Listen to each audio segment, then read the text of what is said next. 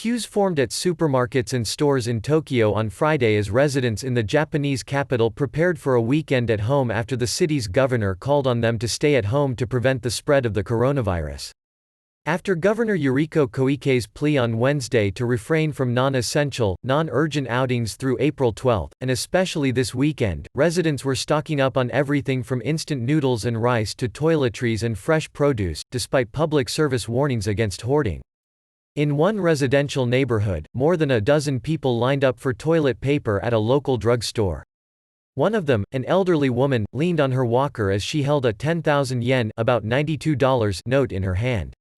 Tokyo has seen a surge in coronavirus cases this week, reporting a record 47 cases on Thursday for a total of 259. While that's not much for a city of nearly 14 million, experts have warned of a high risk of an overshoot or explosive rise, given that more than half of the newest cases could not be traced. Coronavirus infections have climbed to more than 1,400 nationwide with 47 deaths, excluding those from a cruise ship that was quarantined last month. Globally, infections are nearly at 500,000 people and deaths at more than 22,000. Prime Minister Shinzo Abe is expected to order his cabinet to compile an economic package with spending worth $135 billion or more, government officials and lawmakers say, joining global policymakers in rolling out fiscal stimulus to avert a downturn from the spreading pandemic. Tokyo has not declared an emergency or a full-blown lockdown, and its streets were not as deserted as many European cities, where the coronavirus pandemic has forced residents to stay indoors by law.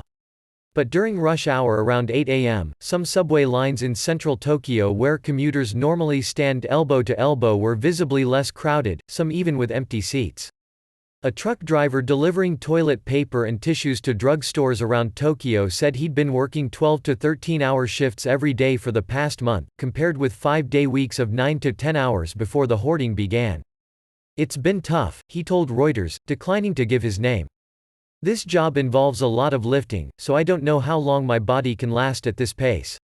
Others worried about losing work as economic activity grinds down. "They say we have to stay in, but I'll probably end up going out since otherwise I won't make any money," said taxi driver Takahiko Nihei. "If I stay at home I'll just worry about things, money, the virus, making a living. But if I get out and around, I can forget this for a while."